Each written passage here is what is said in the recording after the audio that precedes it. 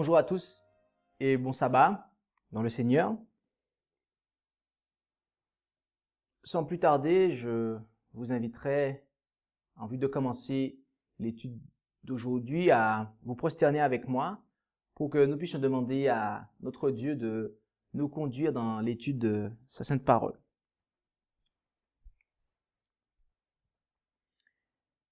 Tendre Père Céleste, nous te remercions pour le souffle de vie, encore une fois, que tu as maintenu en nous. Merci pour tes bienfaits. Nous désirons, en cet instant, recevoir ton esprit, afin que tu puisses nous enseigner par toi-même, Seigneur.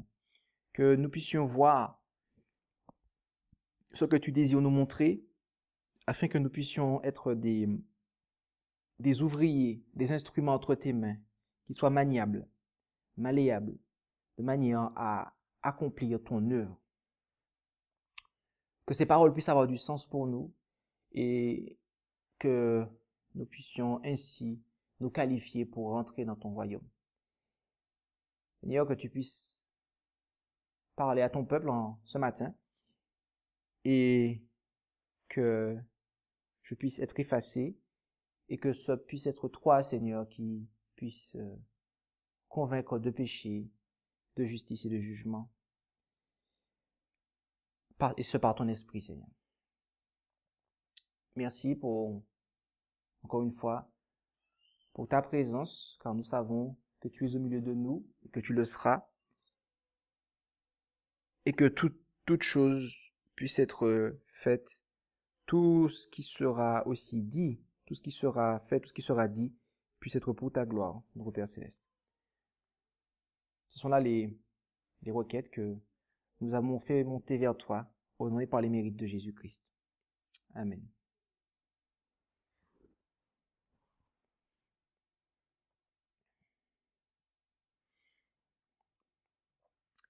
Nous sommes toujours dans l'étude du royaume de Dieu et plus particulièrement dans la section qui s'intitule « L'entrée dans le royaume de Dieu ». Et dans cette section, nous avons vu plusieurs points, notamment la nouvelle naissance, qui est une condition pour rentrer dans le royaume de Dieu. Nous avons vu aussi la condition de l'alliance, qui est l'obéissance. Donc, l'obéissance est requise pour rentrer dans le royaume de Dieu. Et nous avons vu aussi le devoir immuable, qui est l'obéissance aussi. C'est-à-dire que cela ne change pas. Et la dernière étude que nous avons faite portait sur la volonté de Dieu qui est révélée dans sa loi, dans les 10 commandements. Et cela aussi rejoint l'obéissance. Donc l'obéissance est vraiment une caractéristique pour rentrer dans le royaume de Dieu. D'accord? Ok. Et en ce jour, nous allons considérer, toujours dans cette section pour entrer dans le royaume de Dieu, nous allons considérer le fait d'être serviteur du royaume de Dieu. Car il nous faut comprendre que les sujets du royaume de Dieu doivent d'abord être des serviteurs, car seules de telles personnes, des serviteurs, entreront dans le royaume. Et nous avons donc besoin de comprendre cela. Pour ce faire, je vous invite à ouvrir vos Bibles avec moi dans Matthieu, chapitre 20. Matthieu, chapitre 20, et lisons du verset 17 au verset 21. Matthieu, chapitre 20, verset 17 au verset 21.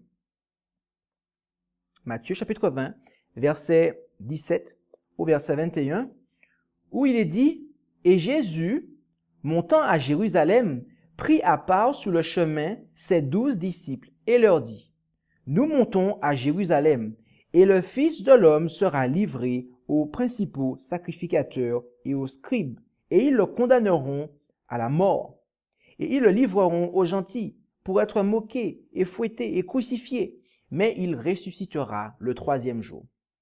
Alors la mère des fils de Zébédée s'approcha de lui avec ses fils, et se prosterna pour lui demander quelque chose. Et il lui dit, « Que veux-tu » Elle lui dit, « Ordonne que mes deux fils qui sont ici soient assis l'un à ta droite et l'autre à ta gauche dans ton royaume. »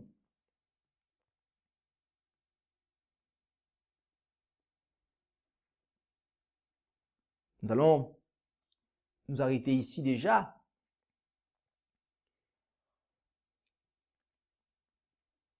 Ici, nous voyons que Jésus voulait préparer ses disciples, d'accord? Et en vue de préparer ses disciples à ce qui allait lui arriver à Jérusalem, Jésus leur esquissa les événements tristes qui allaient bientôt se produire, à savoir sa trahison et les souffrances qui allaient être les siennes, ainsi que sa mort, mais aussi sa résurrection.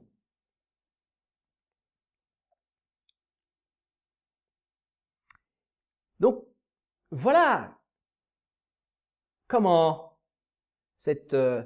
pour ainsi dire, cette partie-là commence. Jésus leur parle en des termes clairs de sa résurrection, de ses souffrances et de ce qui va advenir, de manière à ce qu'il soit préparé, voyez-vous. Lorsque vous voulez préparer quelqu'un et que vous savez qu'il va se passer des choses assez difficiles à supporter, vous allez dire à cette personne-là, tu sais, nous allons aller à tel endroit et il va se passer ça, ça, ça, ça, ça. Et la personne est censée comprendre en fait. Voilà. Mais tel n'était pas le cas des disciples. Pourquoi nous pouvons dire cela? C'est parce que au verset 20, à partir du verset 20, arrive cette mère et ses deux fils. Et pour savoir de qui il s'agit, nous allons faire un peu de contexte. Nous allons considérer le contexte général. Lorsque nous ouvrons nos Bibles en Matthieu, chapitre 4 et au verset 21, Matthieu, chapitre 4 au verset 21, lorsque Jésus a commencé à recruter ses disciples, juste après sa tentation dans le désert, il est dit, de là, étant allé plus en avant, il vit deux autres frères, Jacques, fils de Zébédée, et Jean, son frère, dans une barque avec Zébédée leur père, qui raccommodaient leurs filets, et il les appela. Et eux, laissant aussitôt leur barque et leur père, le suivirent. Donc, ainsi, les fils de Zébédée dont il est question ici sont Jacques et Jean. D'accord? Et du verset 18 au verset 20, il nous a dit autre chose. Et Jésus, marchant le long de la mer de Galilée, vit deux frères, Simon, appelé Pierre, et André, son frère, qui jetaient un filet dans la mer, car ils étaient pêcheurs. Et au verset 19, et il leur dit, donc Jésus, suivez-moi, et je vous ferai pêcheurs d'hommes. Et eux, laissant aussitôt leur filet, le suivirent. Donc, ici, nous voyons que les deux premiers disciples que Jésus appela à sa suite furent Pierre et Jean. D'accord? Et c'est peut-être d'ailleurs à cause de ça que Pierre, qui fut en fait, quand on regarde au niveau chronologique, qui est le premier à avoir été appelé, c'est peut-être pour ça que Pierre avait toujours tendance à être le porte-parole des disciples, à parler au nom des disciples. C'est peut-être pour cela d'ailleurs. J'émets une hypothèse. Mais quoi qu'il en soit, Jacques et Jean les suivirent. Et Jacques et Jean sont donc respectivement en troisième et quatrième position par ordre d'appel de Jésus.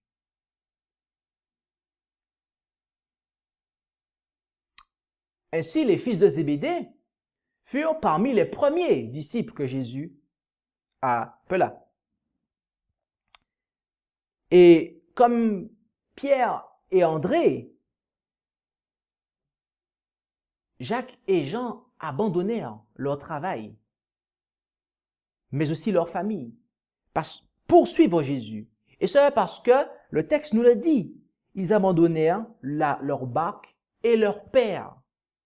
Leur barque, c'était leur outil de travail, et leur père, leur famille, pour suivre Jésus. Et donc, on peut aussi supposer qu'ils ont abandonné d'autres choses que cela. Mais en tout cas, ils ont abandonné. Ils ont quitté pour suivre Jésus.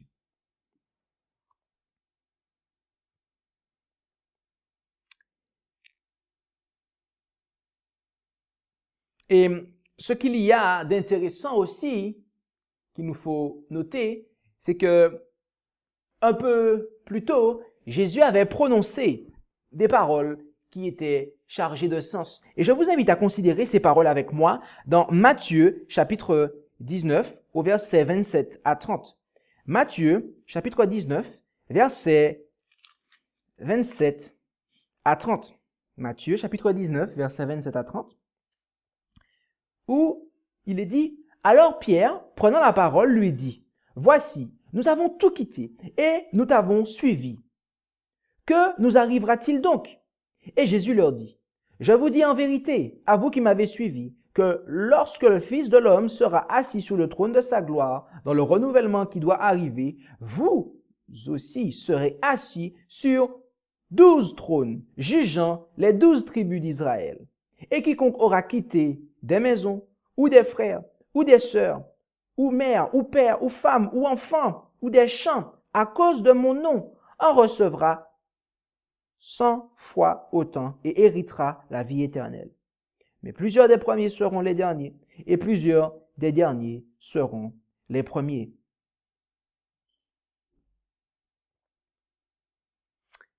Voici le contexte de ce que nous avons lu dans Matthieu 20, versets 17 à 20. Voici le contexte. Et c'est dans ce contexte-là, que cette mère, ou plutôt ces deux jeunes hommes et leur mère, ces deux jeunes hommes derrière leur mère, sont allés voir Jésus. Et nous disons cela car au verset 20 du chapitre 20, il est dit, « Alors la mère des deux fils de Zébédée s'approcha de lui avec ses deux fils. » Donc ils étaient derrière leur mère, ou à côté, mais en tout cas, ils étaient avec leur mère. Et nous allons comprendre cela, ainsi que la portée de cela, dans quelques instants. Et mes amis, lorsque vous voyez que le royaume de Dieu a été annoncé comme étant proche, lorsque vous l'avez entendu de la bouche de Jésus, et que vous avez reçu des promesses telles que les ont reçues les apôtres, au chapitre 19 et du verset 27 au verset 30 tel que nous l'avons lu, et que vous ajoutez à cela une conception terrestre du royaume de Dieu qu'avait la nation juive tout entière, les disciples que Jésus avait appelés étant inclus, vous allez certainement avoir une compréhension erronée du tableau esquissé par Jésus, du verset 17 au verset 19 du chapitre 20, tel que nous l'avons lu, le premier texte que nous avons lu. En tout cas, les premiers versets du texte que nous avons lu, où Jésus prédit ce qui va lui arriver, de manière à ce qu'il soit préparé. Tout cela va brouiller les pistes dans leur esprit. Et c'est donc avec cette conception erronée en tête que cette mère va chercher à assurer à ses deux fils les meilleures positions au sein du royaume terrestre, à savoir être le bras droit et le bras gauche de Jésus, si je puis dire ainsi, être ceux qui seront les ministres directs du Christ. Tout ce qu'il fera sera fait par eux. Voilà. Et en formulant cette requête par l'intermédiaire de leur mère, Jacques et Jean manifestèrent une incohérence. En effet, s'il devait y avoir deux premiers parmi les disciples, ce devait être qui? Oui, ce devait être Pierre et André. Car rappelez-vous, et on l'a vu, ils avaient été appelés en premier. Et rappelez-vous, c'est 2 par 2 qu'ils ont été appelés, en tout cas pour les 4 premiers. Ça, c'est sûr. Donc, ce devait être Pierre et André. Donc, en clair, ces 2 jeunes hommes, Jacques et Jean, cherchèrent à s'élever au-dessus, en fait, de toutes, au-dessus de tout leur groupe des disciples. C'est cela, en somme, qu'ils cherchèrent à faire. Mais nous allons revenir là-dessus. Mais ils ne se sont pas arrêtés là, Jacques et Jean. Non, ils ne se sont pas arrêtés là, car à cette incohérence, ils y ont ajouté de la folie. Car lorsque nous lisons les versets suivants du chapitre 20, le verset 22 par exemple, prenons juste le verset 22. Mais Jésus, répondant, leur dit, « Vous ne savez ce que vous demandez. Pouvez-vous boire la coupe que je dois boire ou être baptisé du baptême dont je dois être baptisé? » Ils lui dirent, « Nous le pouvons. » Je tiens à rappeler ici que ces disciples avaient abandonné leur travail et leur famille et tout pour suivre Jésus. Ils devaient donc avoir un attachement pour Jésus. Ce ne devait pas être quelque chose d'éphémère. Ils avaient certainement de l'amour pour Jésus, ces disciples. Et c'est pour cela qu'ils annoncèrent, qu'ils répondirent à Jésus avec certitude qu'ils étaient prêts à partager tout ce qui allait lui arriver. Et il n'y avait pas d'hypocrisie là-dedans. Il n'y avait pas d'hypocrisie dans leur esprit à ce moment-là. Non, il n'y avait pas d'hypocrisie dans leur esprit à ce moment-là.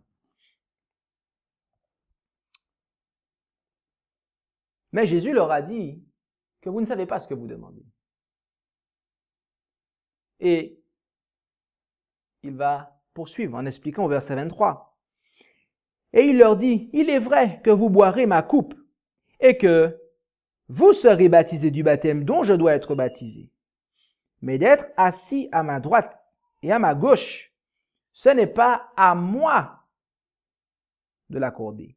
Cela ne sera donné qu'à ceux à qui mon Père l'a destiné. Le verset 23 que nous venons de lire contient deux parties. La première partie est que le trône qui était devant Jésus à ce moment-là,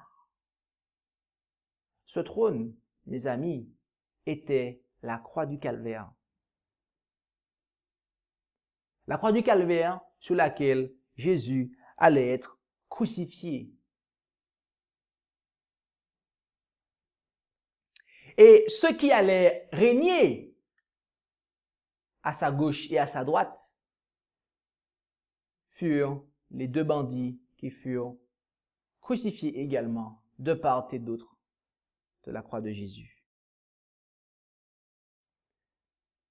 Donc ce n'était premièrement pas les disciples, Jacques et Jean, qui allaient régner sur ce trône à sa droite et à sa gauche. Non, eux, c'était l'épée et la persécution qui allaient être leur partage, mais pas la crucifixion avec Jésus. La deuxième partie, c'est que pour ce qui concernait le trône littéral, eh bien, ce texte-là, le texte que nous lisons, que nous étudions, le texte de base que nous avons en ce matin, qui est dans Matthieu 20, doit être mis en parallèle avec Apocalypse 3, verset 21. Tournons les pages de nos Bibles dans Apocalypse, chapitre 3, verset 21, et lisons Apocalypse, chapitre 3, verset 21, où Jésus dit: « Celui qui vaincra, je le ferai asseoir avec moi sur mon trône, comme moi j'ai vaincu et suis assis avec mon Père sur son trône. »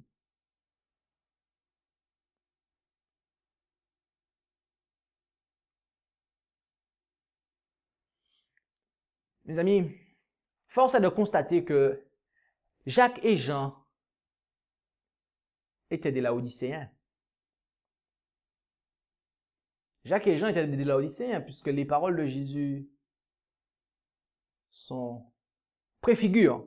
Les paroles de Jésus dans l'évangile selon Matthieu préfigurent ce qu'il dit, la promesse qu'il fait à Laodicée.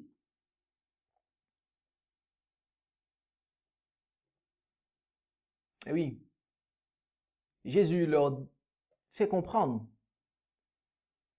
L'inspiration nous relie, la liaison du moins que fait l'inspiration nous laisse comprendre que Jacques et Jean avaient besoin de la victoire de la Odyssée. La Odyssée croit qu'elle l'a et elle n'a pas. Elle croit qu'elle est, mais elle n'est pas.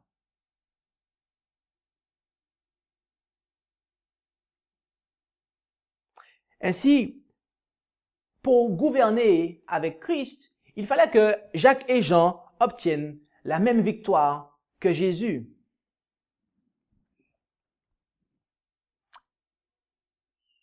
Et de quelle victoire s'agit-il, mes amis? De quelle victoire s'agit-il? Est-ce une victoire de match de football? Non. Ouvrons nos Bibles dans 1 Corinthiens, chapitre 15, verset 57.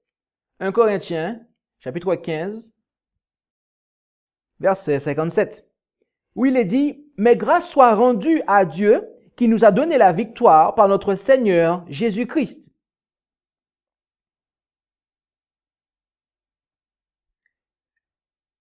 La bonne nouvelle qu'il y avait pour Jacques et Jean, c'est que ils ne pouvaient pas obtenir cette victoire par eux-mêmes. Cela ne leur était pas possible. Il ne pouvait obtenir cette victoire que par Jésus-Christ. Cette victoire ne leur était accessible que par Jésus-Christ. Et pour savoir de quelle victoire il s'agit, puisque c'est la question que nous nous posons depuis quelques instants, considérons les versets 55 et 56 du même chapitre en 1 Corinthiens. 1 Corinthiens, chapitre 15, versets 55 et 56, où il est dit « Ô mort, où est ton aiguillon? Ô enfer, où est ta victoire? Or, l'aiguillon de la mort, c'est le péché, et la puissance du péché, c'est la loi. »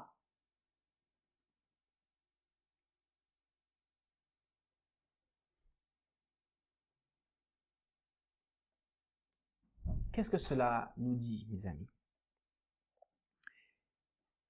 Jésus-Christ est capable de nous donner la victoire.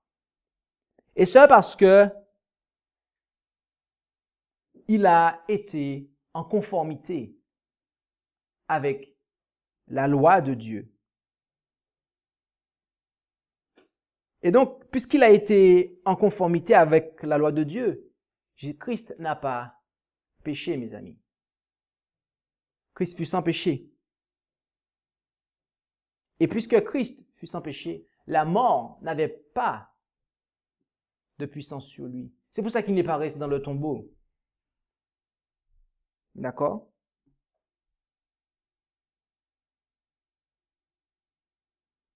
Ainsi, la mort n'a pas eu la victoire. Mais Christ a eu la victoire, mes amis. Car le péché mène à la mort. Or, Christ a tracé un chemin différent. Christ fut le second Adam. Et c'est ce dont nous parle l'apôtre Paul dans ce chapitre, dans 1 Corinthiens. Le premier Adam a tracé un chemin. Le second Adam est venu dans les mêmes conditions que le premier, dans les conditions dans lesquelles le premier a plongé l'humanité. Et il a tracé un autre chemin, le chemin étroit, mes amis. Le chemin étroit sur lequel nous devons marcher, vous et moi. Ainsi, parce qu'il fut en conformité avec la loi de son Père, Jésus fut sans péché. Et par conséquent, la mort n'eut aucun pouvoir sur lui. Si bien qu'il triompha d'elle. Autrement dit, Jacques et Jean devaient, comme Jésus, respecter la loi de Dieu. Oui, considérons Apocalypse 3 à nouveau, et au verset 21. Apocalypse 3, verset 21, il est dit, « Celui qui vaincra, je le ferai asseoir avec moi sur mon trône, comme moi j'ai vaincu et suis assis avec mon Père sur son trône. » Comme moi j'ai vaincu. Jésus est ici en train de dire que vous devez vaincre, Jacques et Jean, vous devez vaincre comme moi j'ai vaincu.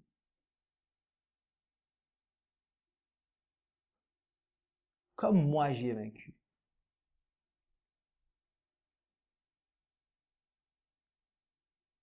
Et oui, Jacques et Jean devaient avoir la victoire. La victoire de Jésus.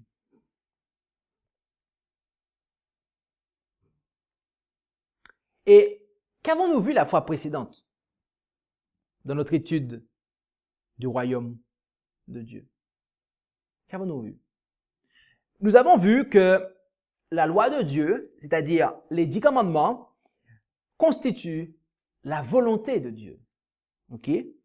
Et par conséquent, les 10 commandements expriment le caractère de Dieu.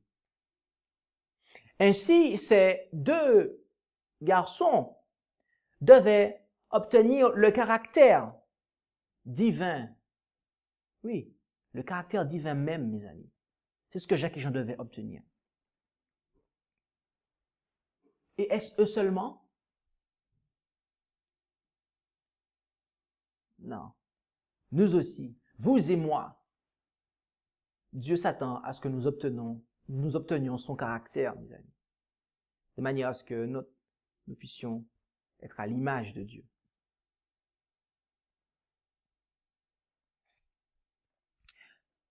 Poursuivons notre étude du texte en question et lisons le verset 24. Les 10 autres, ayant entendu cela, furent indignés contre ces 2 frères.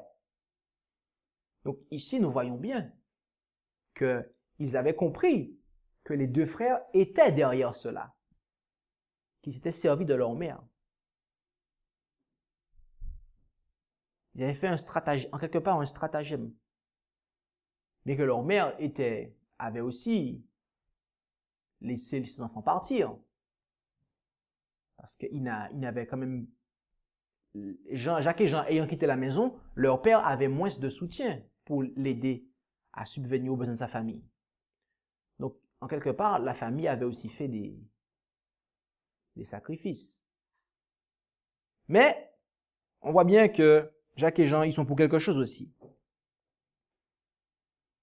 Donc, ayant compris que la requête de la mère de Jacques et de Jean impliquait leur élévation au-dessus des 10 autres, ces derniers furent alors indignés contre ces 2 frères. Et mes amis, si je puis me permettre, Pierre et André devaient particulièrement être indignés. Si. Ils devaient particulièrement être indignés parce qu'ils avaient été les 2 premiers que Jésus... Ils étaient les 2 premiers que Jésus avait appelés. Enfin, bref. Mais dans cette logique-là que je viens de mentionner, il est le premier appelé, le deuxième ou pas.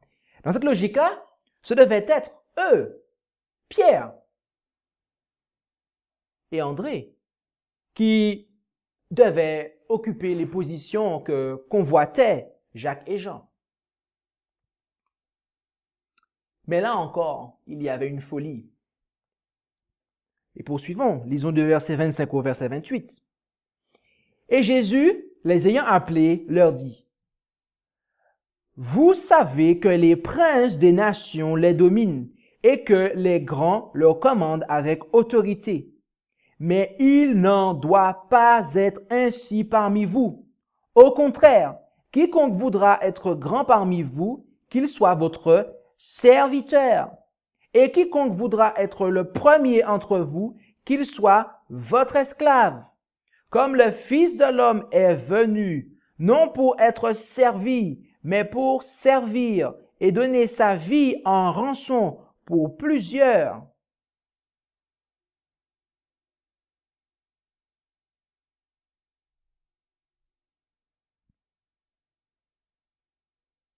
Comme le Fils de l'homme est venu, non pour servir, mais pour être servi et donner sa vie en rançon pour plusieurs.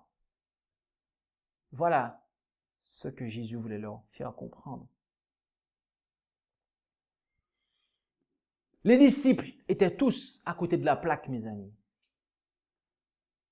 Particulièrement Jacques et Jean. Mais ils étaient tous aussi à côté de la plaque, puisqu'ils se sont plaints. Ils ont vu d'un mauvais œil cette histoire, cette affaire, cette intrigue que mettaient Jacques et Jean dans le groupe.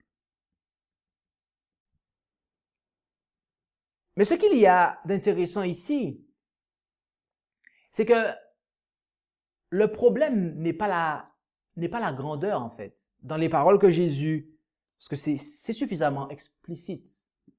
Ça pourrait se passer de commentaires, ce que je viens de lire là. Mais je souhaite juste relever quelque chose. C'est que les paroles de Jésus, dans les paroles de Jésus, ce n'était pas la grandeur le problème. Mais ce que Jacques et Jean y voyaient derrière. Jacques et Jean voulaient être des grands servis plutôt que de grands serviteurs. Et c'est là qu'il y avait une folie. Et c'est pour ça que Jésus a donné cette illustration, cette parabole de manière à leur faire comprendre qu'il ne devait pas en être ainsi dans l'Église. Et là-dessus, je vous inviterai à considérer le commentaire inspiré que nous trouvons dans Jésus-Christ à la page 543, paragraphe 3 à 545, paragraphe 1, où il est dit « Dans les royaumes de ce monde, une position signifie augmentation de prestige. On dirait que le peuple n'existe qu'au profit des classes dirigeantes. Influence, richesse, instruction, autant de moyens pour les chefs de gouverner les masses. Aux classes supérieures de penser, de juger, de jouir, de régner. Aux inférieures d'obéir, de servir. La religion elle-même, comme toute autre chose, était une question d'autorité. On attendait du peuple qu'il crût et agît conformément aux directives données par les supérieurs. Les droits de l'homme, quant à penser et agir comme tel, pour son propre compte, étaient complètement méconnus.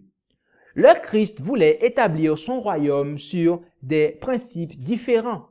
Il appelait les hommes non à exercer l'autorité, mais à servir. Le plus fort devait porter les infirmités du plus faible. Puissance, position, talent, instruction conféraient à leurs possesseurs de plus grandes obligations de servir leurs semblables. Toutes choses sont pour vous, disait l'apôtre. Je rajoute, parce que c'est une citation de la Bible qu'elle fait. Ces paroles sont adressées, et c'est elle qui continue, ces paroles sont adressées aux plus humbles parmi les disciples du Christ. Le Fils de l'homme est venu, non pour être servi, mais pour servir et donner sa vie en rançon pour beaucoup. Le Christ prenait sur lui les soucis et les fardeaux de ses disciples. Il partageait leur pauvreté, pratiquait le renoncement dans leurs intérêts, allait devant eux pour aplanir leurs difficultés. Et bientôt, il allait consommer son œuvre sur la terre en déposant sa vie. Le principe qui a été à la base de la conduite du Christ doit aussi inspirer les membres de l'Église qui est son corps. Le plan et le fondement du salut consistent en l'amour. Sont les plus grands dans le royaume du Christ ceux qui suivent l'exemple donné par lui, agissant en qualité de berger de son troupeau. La vraie dignité et l'honneur de la vie chrétienne ressortent de ces paroles de Paul.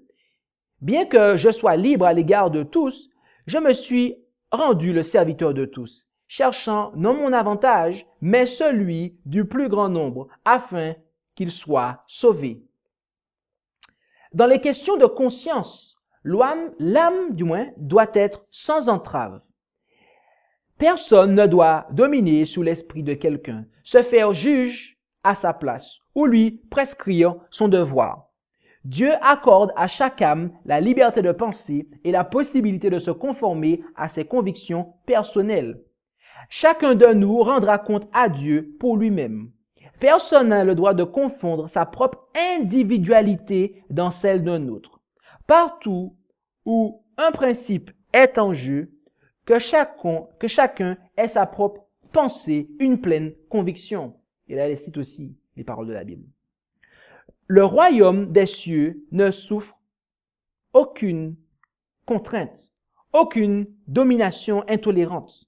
Les anges du ciel ne viennent pas sur la terre pour gouverner et exiger des hommages, mais en qualité de messagers de miséricorde pour coopérer au relèvement de l'humanité. Les principes qui servaient de base aux enseignements du Sauveur et même ces paroles, revêtues d'une beauté divine, sont demeurées dans la mémoire du disciple bien-aimé. Jusqu'à la fin de ses jours, son témoignage s'est résumé en ces termes. Voici le message que vous avez entendu dès le commencement. Aimons-nous les uns les autres. À ceci, nous avons connu l'amour. c'est qu'il a donné sa vie pour nous. Nous aussi, nous devons donner notre vie pour les frères. Ce même esprit animait l'Église primitive. À la suite de l'effusion du Saint-Esprit, la multitude de ceux qui avaient cru n'était qu'un cœur et qu'une âme. Nul ne disait que ses biens lui appartenaient en propre. Il n'y avait parmi eux aucun indigent. Avec une grande puissance, les apôtres rendaient témoignage de la résurrection du Seigneur Jésus, et une grande grâce reposait sur eux tous. Amen. Quel magnifique résumé, quelle magnifique présentation de ces paroles que Jésus a prononcées, que nous avons lues dans Matthieu, dans les derniers versets que nous avons considérés dans la Bible.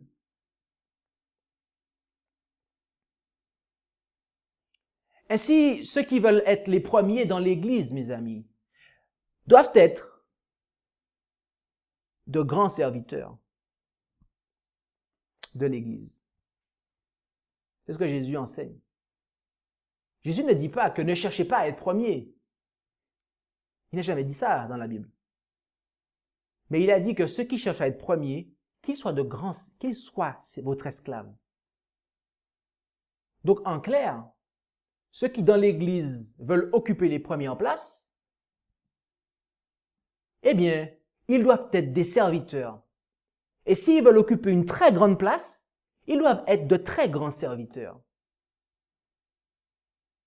Jésus n'a rien contre les grandes places, puisque lui-même occupe la plus grande place de toutes dans le royaume de Dieu. Puisqu'il a rendu un service que personne ne pourra jamais rendre, c'est qu'il nous a servi en donnant sa vie pour nous sauver du péché.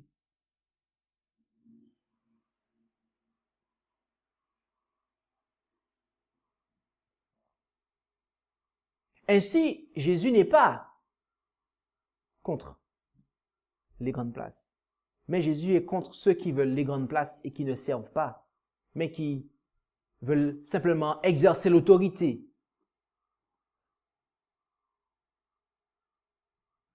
Et qui ne servent pas derrière.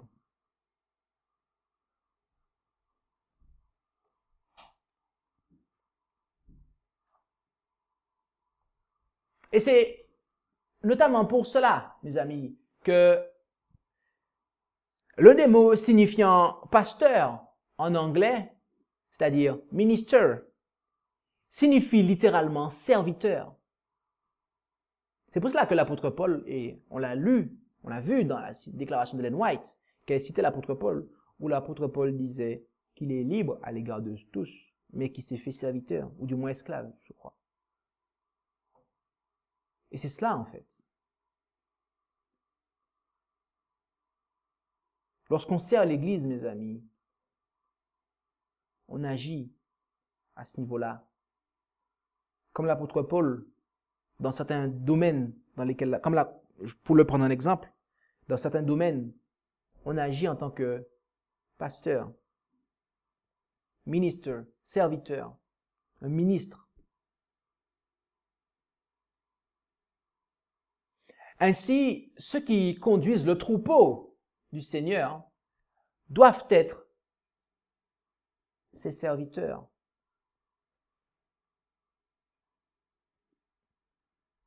Les conducteurs du troupeau, en quelque part, occupent les premières places. Et pourquoi? C'est parce qu'ils sont de grands serviteurs, ils sont des serviteurs pour l'Église.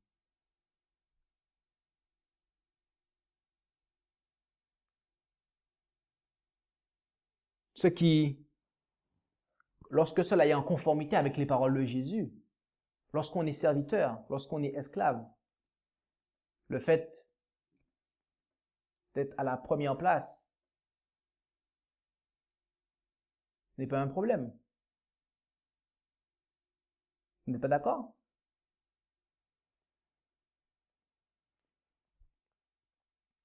Je souhaiterais partager avec vous une histoire.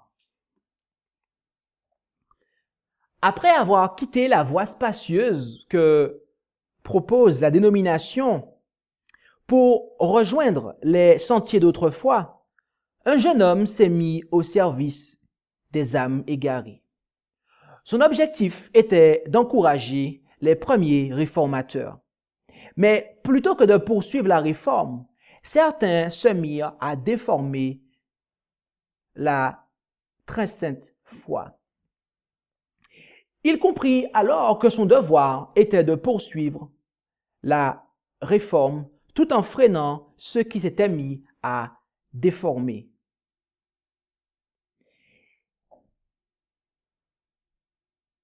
Et ce que beaucoup ne savaient pas sur lui était qu'il avait des soutiens à l'étranger. Des soutiens de la part de serviteurs reconnus et confirmés qui l'encourageaient dans ce combat pour la foi. Il a donc amplifié son œuvre pour communiquer l'Évangile de manière écrite, de manière orale, mais aussi à ce que cela puisse être accessible de par le monde entier. Et tout cela en vue de toucher le maximum de ceux qui marchaient sur la voie spacieuse et dans la déformation. Ayant mangé et bu de son service, il appela, le jeune homme, il appela des amis à l'aider,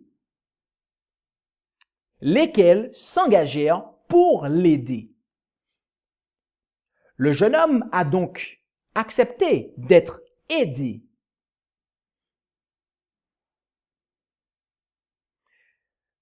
Plus le temps passait, plus ces personnes qui avaient accepté de l'aider démontraient qu'elles n'avaient pas compris le sens du mot aider.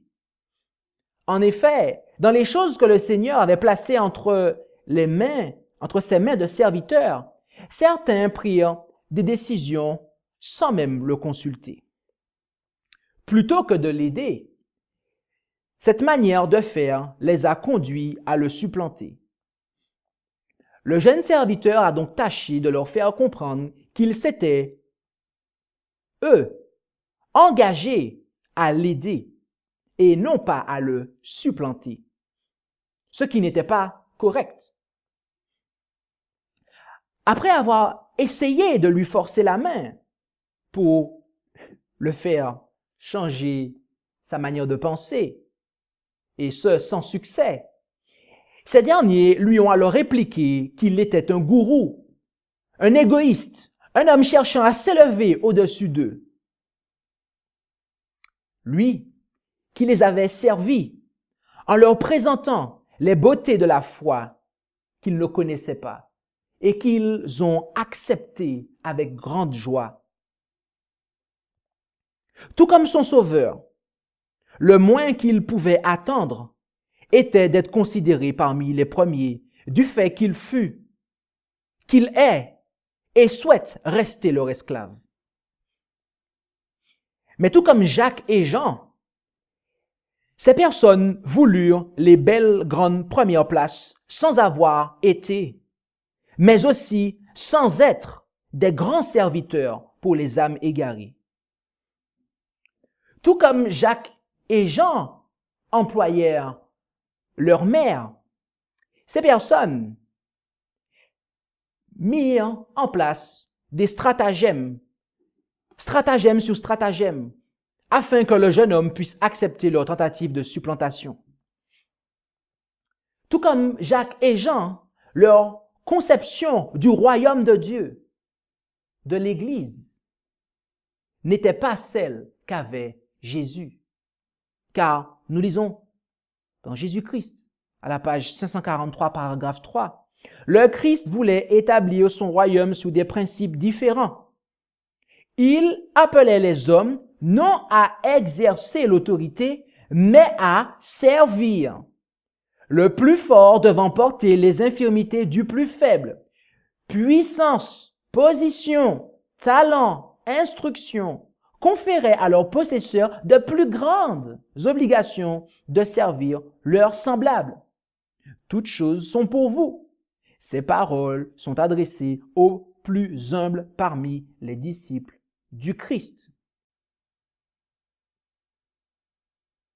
Et ce jeune homme dont nous parlons était bel et bien conscient que ses capacités et ses aptitudes, lesquelles étaient reconnues de tous, et lesquelles que la grande majorité reconnaissait ne pas avoir, et que la grande majorité reconnaissait être possédée par ce jeune homme, eh bien, étant conscient de tout cela, le jeune homme, il était conscient que cela lui conférait une plus grande obligation de servir ses semblables. Quelle histoire! Prions, mes amis, pour que ceux qui le qualifièrent de gourou puissent abandonner la vision terrestre du royaume qu'ils ont. Prions pour que ceux qui refusèrent de lui accorder la première place, chose qu'un vrai gourou aurait exigé, puissent reconnaître et apprécier son service, lequel a fortement contribué à la résurrection spirituelle de celui qui l'a chassé.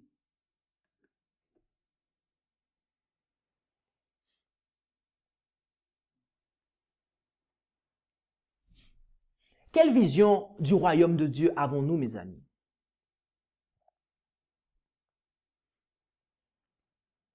On pourrait penser que la vision incorrecte que les disciples avaient quant au royaume de Dieu fut sans conséquence pour Jésus.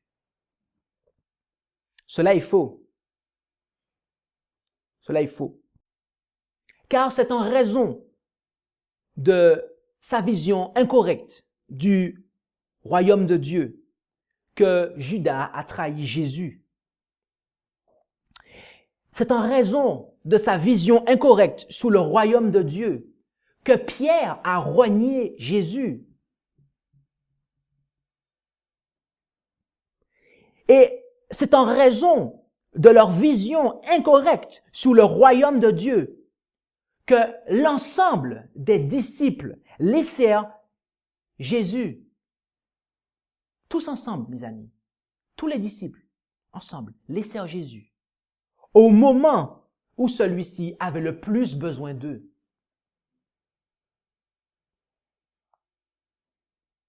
Et qu'est-ce qui leur empêcha d'avoir une vision correcte du royaume de Dieu, mes amis? Qu'est-ce qui leur empêcha de voir, de comprendre qu'avant la couronne, il y avait la croix?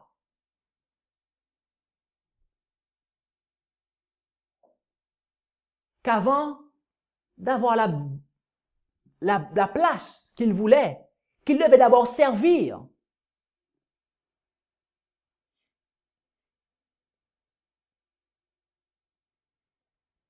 Bien qu'ils aimaient Jésus, les disciples,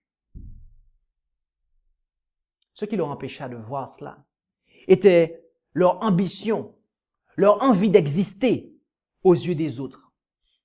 En un mot, le moi. Le moi.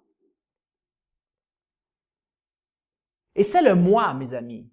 C'est le moi qui empêcha aux disciples d'être des serviteurs, notamment Jacques et Jean. Mais ils étaient tous concernés. C'est le moi qui leur empêcha d'être des serviteurs.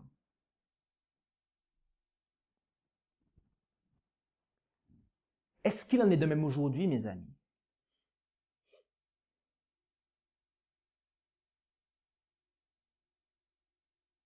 Est-il arrivé que quelqu'un qui nous servait depuis plusieurs mois, depuis plusieurs années, nous lui avons compliqué la tâche avec les manifestations de notre moi, mes amis?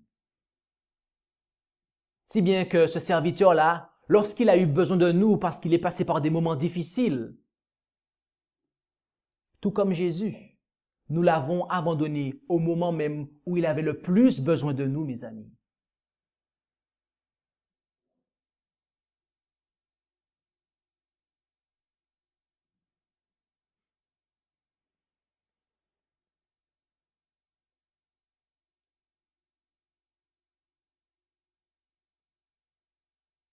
Mais par-dessus tout, mes amis, par-dessus cela, considérons le Fils de Dieu quittant le ciel pour venir servir l'humanité. Comme il le dit au verset 28. Car le Fils de l'homme est venu non pour être servi, mais pour servir et donner sa vie en rançon pour plusieurs. Pourquoi cet exemple-là serait-il évincé de notre champ de vision, mes amis? Alors que c'est lui que nous devons avoir au milieu, mes amis.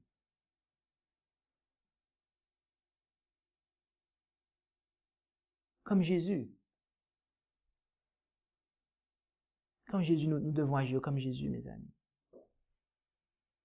Mettre le moi de côté, les ambitions que nous avons, et servir, mes amis. Chercher à servir.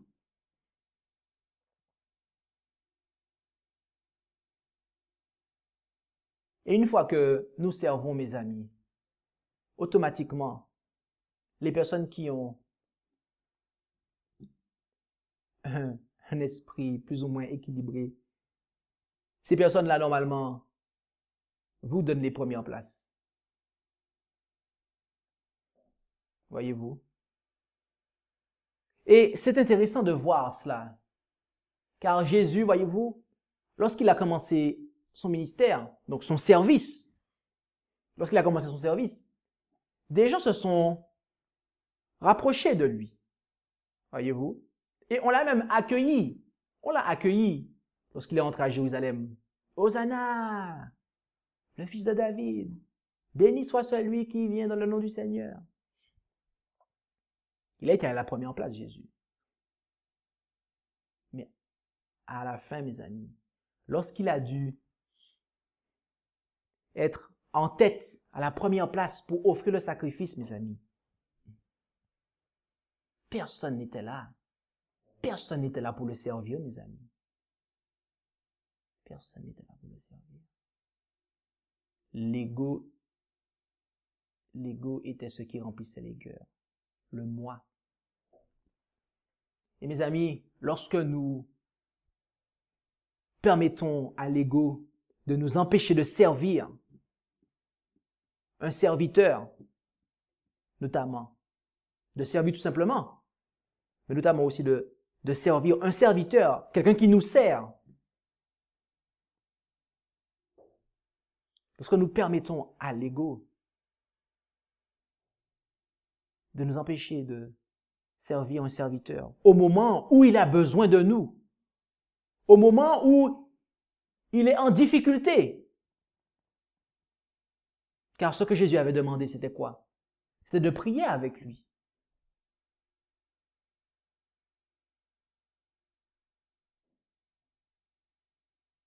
Mais aussi, le fait de rester avec lui, cela l'aurait aussi encouragé, fortifié pour aller jusqu'au bout, mes amis. Mais Jésus n'a même pas eu cela, mes amis. Les disciples l'ont privé de cela, car ils étaient remplis du moi. Le moi n'était pas à vider de leur cœur, mes amis, car ils cherchaient les premières places. Ils cherchaient les premières places dans un royaume terrestre qui n'allait jamais voir le jour, mes amis.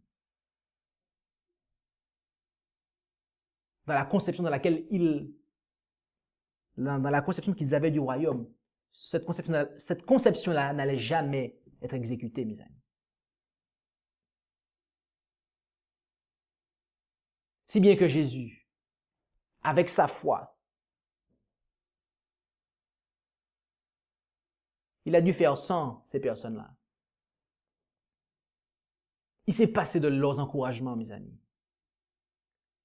Et en cela, on a vu l'œuvre divine. En cela, la gloire de Dieu a été manifestée, mes amis. La gloire de Dieu a été manifestée. Et c'est pour cela qu'il nous faut la foi de Jésus, mes amis. Il nous faut la foi de Jésus.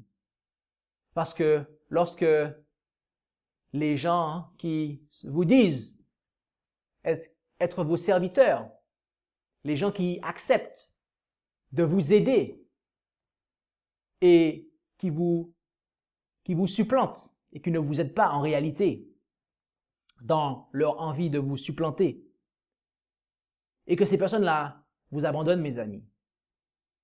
Si vous n'avez pas la foi de Jésus, mes amis, vous allez démontrer au monde que votre œuvre est une œuvre humaine parce que vous n'avez pas la foi de Jésus. Et vous ne pourrez pas, comme Jésus, aller jusqu'au bout de la mission, mes amis, qui vous est confiée. Parce que votre œuvre est une œuvre humaine. Elle aura été démontrée comme étant une œuvre humaine au final. Mais si nous nous saisissons de la foi de Jésus, mes amis, nous pouvons aller jusqu'au bout tout seuls, même si les gens nous abandonnent, mes amis. Même si nous n'avons plus aucun soutien, mes amis.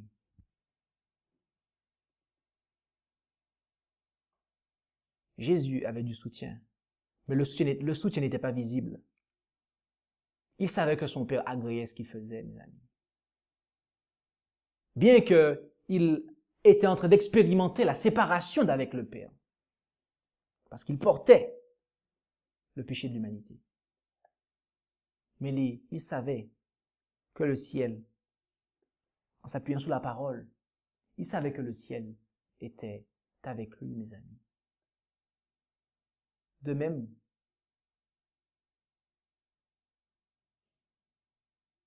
vous pouvez, en apparence, ne pas avoir de soutien. Mais tout comme Jésus, mes amis, sachez que les anges sont là. Le Père est là. Et Jésus lui-même qui est monté aux cieux. Le Père et le Fils, par le Consolateur, sont avec nous pour que nous puissions avancer dans ce que nous avons à faire.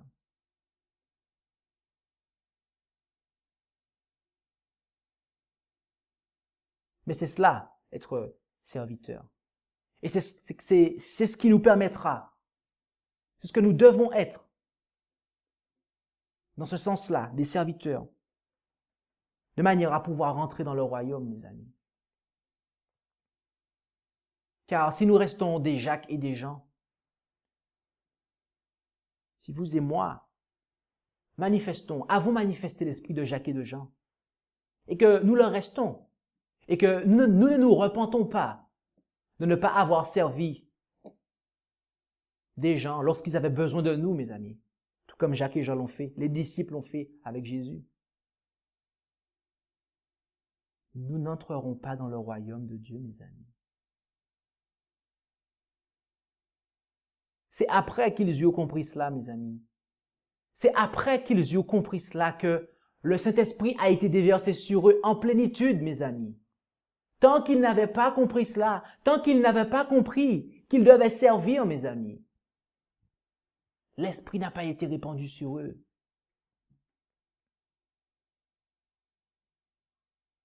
Ils n'avaient pas de puissance. Ils n'avaient pas cette puissance dont ils avaient besoin. Parce qu'ils ne voulaient pas être des serviteurs.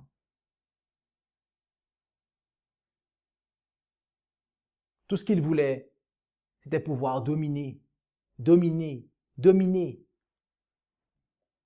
mais pas servir. L'esprit du souper devait être pratiqué constamment, mes amis. Est-ce que nous avons compris cela, l'esprit du souper du Seigneur, mes amis?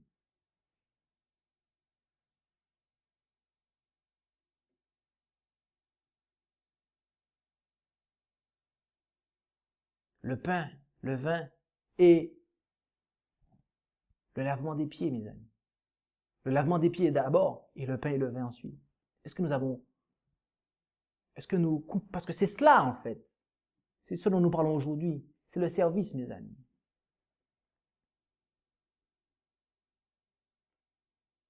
Sans ça, il n'y a pas de pluie de la première saison, ni de l'arrière-saison. Et sans ça, c'est la sécheresse, mes amis. Sans l'esprit de service, c'est la sécheresse.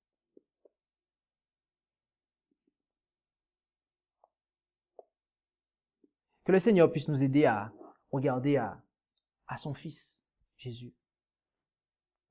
De manière à ce que nous puissions être des serviteurs pour entrer dans le royaume de Dieu. Amen. Je vous inviterai à vous prosterner avec moi pour prier.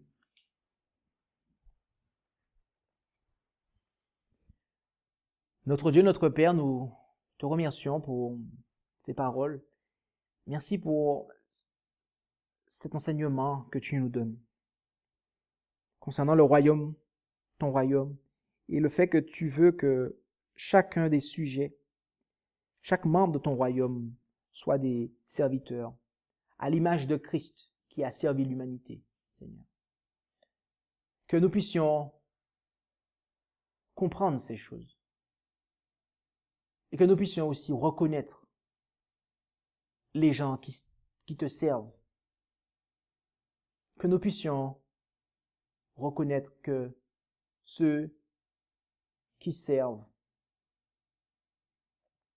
ce sont eux qui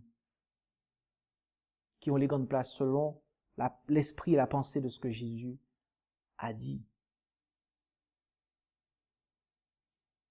Seigneur, que nous puissions nous débarrasser du moi et car cela va nous empêcher de servir les autres. Tout comme cela a empêché Jacques et Jean de servir les disciples. Mais aussi, cela nous empêchera de te servir, Seigneur. Tout comme les disciples qui n'avaient pas cet état d'esprit-là n'ont pas pu te servir au moment où toi, Jésus, tu avais besoin d'aide.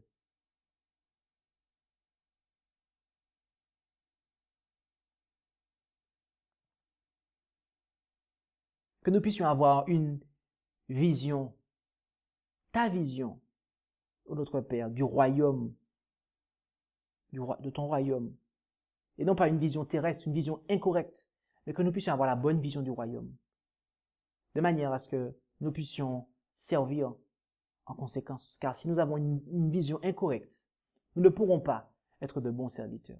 Il nous faut une vision correcte de ton royaume pour que nous puissions être de bons serviteurs et servir comme il se doit. Que nous puissions voir la croix qu'il y a avant la couronne. Que nous puissions avoir cette conception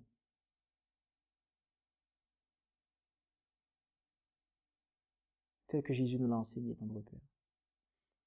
Merci d'implanter ça dans nos cœurs et que ta volonté puisse être notre volonté, Seigneur. Ce sont là les grâces que nous te demandons, au nom et par les mérites de Jésus et pour ta gloire. Amen.